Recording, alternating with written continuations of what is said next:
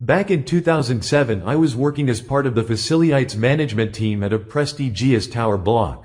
It's fair to say that most of the occupants within the building were kind and respectful and treated me and my team well. There were, however, exceptions, including a very rude senior executive who we will call Karen, from Lehmans Brothers, the defunct bank that got caught with its trousers down in 2008, a year after my petty revenge.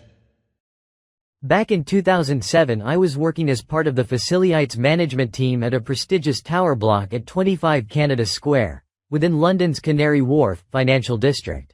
We housed the European leadership teams of many worldwide household names such as CitiBank, Lehmans, Bank of America, all major players on the global stage. It's fair to say that most of the occupants within the building were kind and respectful and treated me and my team well. Whether it was a "hi, how are you," or random acts of kindness such as offering to pay for my whole team to celebrate solving a problem with the HVAC system that had been going on for months and months, or just a bit of friendly banter. There were, however, exceptions, including a very rude senior executive who we will call Karen, from Lehmans Brothers, the defunct bank that got caught with its trousers down in 2008, a year after my petty revenge. This exec was a particularly nasty piece of work. I had seen her being rude to her staff in public spaces and generally. This ranged from shouting at them, ordering them to make her coffee or to fetch things. All done without any eye contact, nor balanced, from my observation, of some positive aspects of leadership, such as saying thank you. The tower housed supermarkets and other facilities, where I and others would observe her barging past people in queues due to her own self-importance. She certainly was one of the elite. She had a large office with her name on the door, her own parking spot in one of the most expensive pieces of real estate in the city, which she only used one day a week, and refused to let anyone else use it when she wasn't in. I think you get the picture, right? As with all buildings, we have a bunch of mandatory checks to perform to ensure that the equipment is safe and effective in use, but as with mechanical equipment, sometimes it fails and requires additional maintenance. That was the scenario with this particular lift.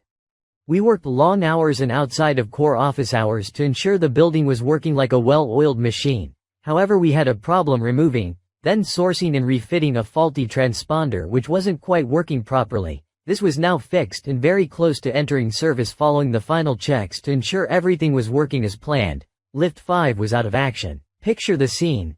We had just finished our annual planned emergency fire evacuation drill. The tower has been emptied of its occupants, roughly 2,000 on that particular day. So after the test was complete, there was a predictable huge demand for the lifts, with only 7 of the 8 available to take passengers to their place of work. Most people had planned for this and formed orderly, British-style, queues to get back to work, with the exception of Karen. She strutted around the ground floor proclaiming how ridiculous it was that a lift was out of action and that she would be late for a board meeting with the global leadership team in the USA. She was barking instructions at her young and stressed PA who was following her around like a loyal dog would to its owner, whilst calling her colleagues to explain how ridiculous it was that the building was not in full working order. These Brits need to learn a few things regarding efficiency. I was close by standing by lift 5 when she came and asked if she could skip the queue and jump in. I said it was undergoing final tests before being put back into use, so it wasn't possible to use it for 10 more minutes.